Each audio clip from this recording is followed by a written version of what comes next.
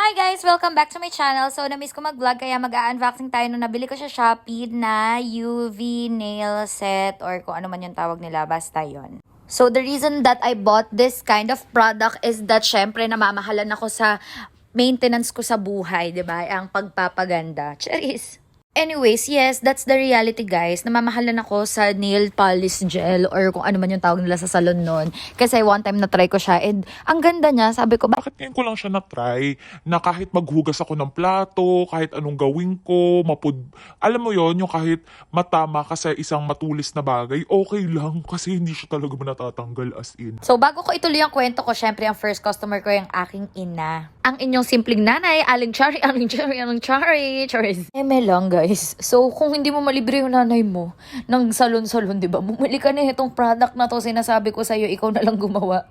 Lang guys, nililibre ko din naman si mama sa mga salon-salon. Yung spa. Although bumili na din ako ng mga pang-spa. Alam niyo yan.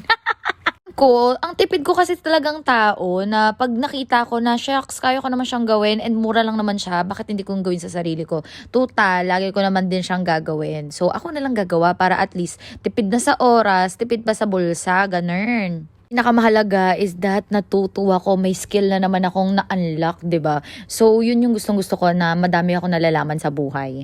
Sobrang dami kong alam, nabuisit na siya sa akin, ayaw niya na magpa-cutex kasi walang manual. So, yung kulay-kulay ng mga cuticles na yan, or ano bang tawag siya, hindi ko din alam guys, sorry na. Wala sa box. So, ang ginawa ko, inisa-isa ko siyang i-unbox at i-swatch sa paper para at least alam ko yung ayun, so nabuisit nga siya sa akin kasi ang bagal ko kumilos. And, ayun, gagawin ko na lang siya sa sarili ko. So, going back to my kwento nga is that, ayun, every 2 weeks kasi humahaba na yung kuko ko. So, naisip ko, kung 2 weeks, sige ha, mag-compute tayo guys ha. Walang edit-edit na to nababanas na ako, tinatamad ako mag-edit, charis. Ang hirap mag-edit, whoo! Okay, balik tayo dun sa kwento ko. So, for example, every 2 weeks, so twice a month siya, every 2 weeks eh. So, humahaba na kagad yung kuko ko sa kamay.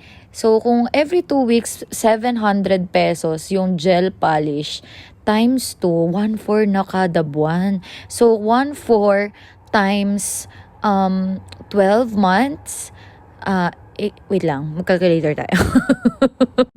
Nag-calculator ako, 16,800 yung lumabas. O, isipin mo, nakatipid ako noon sa isang buong taon, 16,800 na maaalat ko pa sa ibang bagay. Ewan ko guys siguro ako lang yung ganito mag-isip, or ewan ko, comment nyo din dyan sa comment section if ganito din kayo mag-isip, yung tipong pagkaya ko naman, ako na lang gagawa para at least makatipid ako.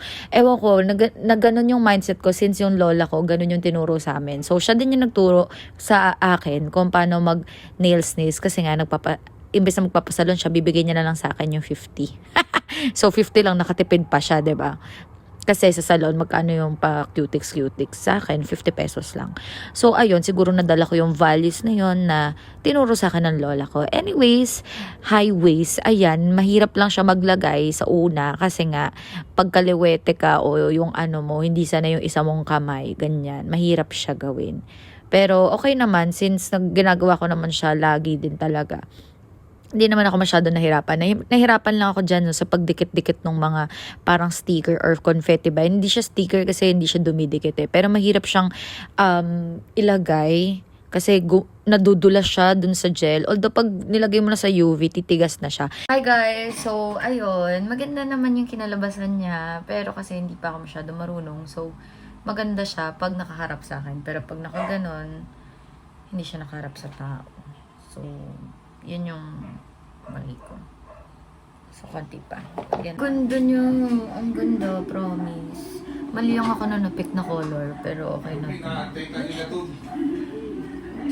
So, ayun guys, I hope kahit papano may napulot kayong kaalaman. Kaalaman, sorry. Kalandian yung learnings bag, ganun. Yun nga guys, salamat sa panonood. Magkita ulit tayo sa susunod kong mga vlogs. Bye!